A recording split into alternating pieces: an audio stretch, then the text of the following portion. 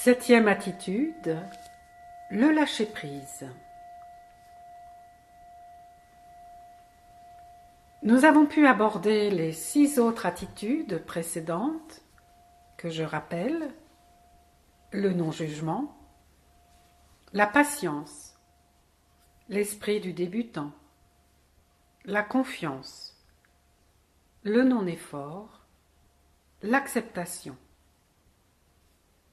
Voyons maintenant la 7e attitude,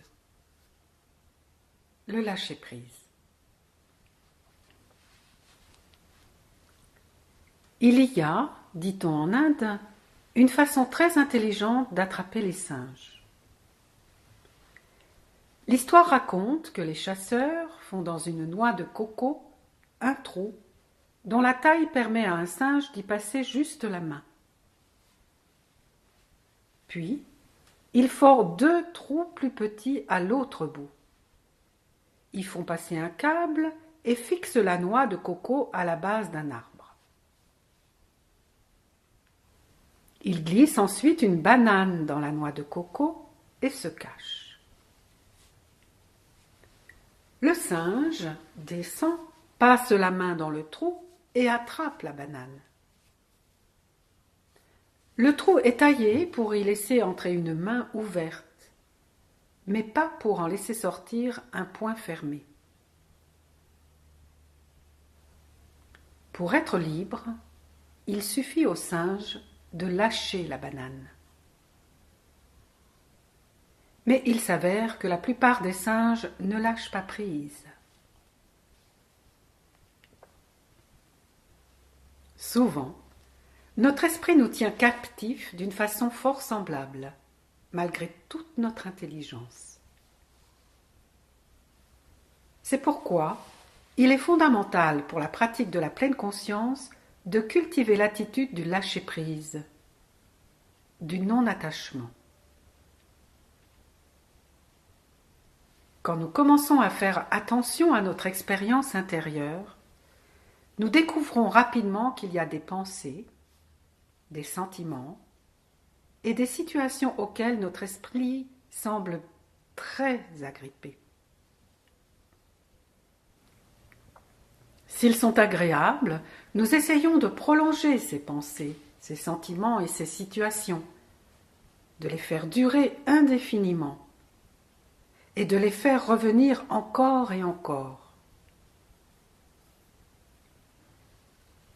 De même, il y a de nombreuses pensées, situations et sentiments dont nous essayons de nous débarrasser et de nous protéger, ou que nous essayons d'éviter, car ils sont désagréables, pénibles et effrayants d'une façon ou d'une autre.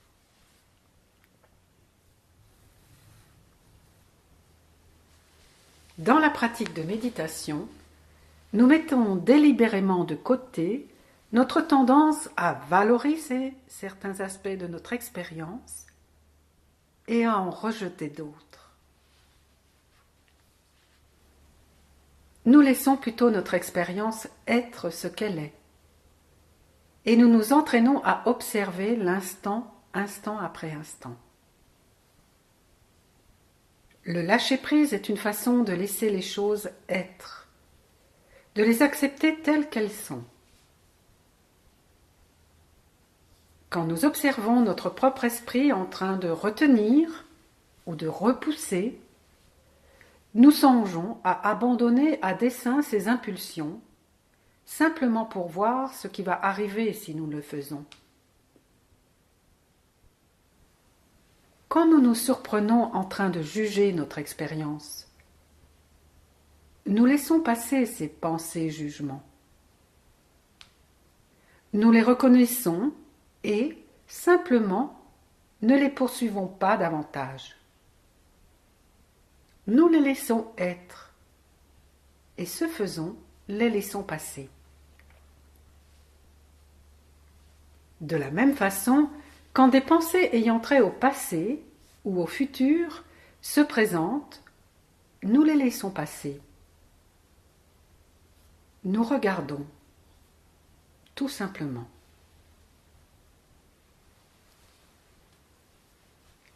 Si nous trouvons particulièrement difficile de lâcher quelque chose en raison de sa forte emprise sur notre esprit, nous pouvons diriger notre attention vers le ressenti de cette emprise. Se cramponner est le contraire du lâcher-prise. Nous pouvons devenir experts dans nos propres attachements, quels qu'ils soient, et quelles que soient leurs conséquences dans notre vie. Experts aussi dans notre expérience quand finalement nous lâchons prise et dans les conséquences de cette attitude. Voir comment nous nous accrochons nous apprend finalement beaucoup sur l'attitude contraire qu'est le lâcher-prise. Que nous réussissions à lâcher prise ou pas, la mindfulness continue à nous instruire dans la mesure où nous voulons voir. Lâcher prise n'est pas une expérience si inconnue. Nous le faisons chaque soir en allant dormir. Nous sommes allongés sur une surface matelassée, lumière éteinte, dans un endroit calme, et nous nous abandonnons, corps et esprit. Si vous ne pouvez lâcher prise, vous ne vous endormez pas.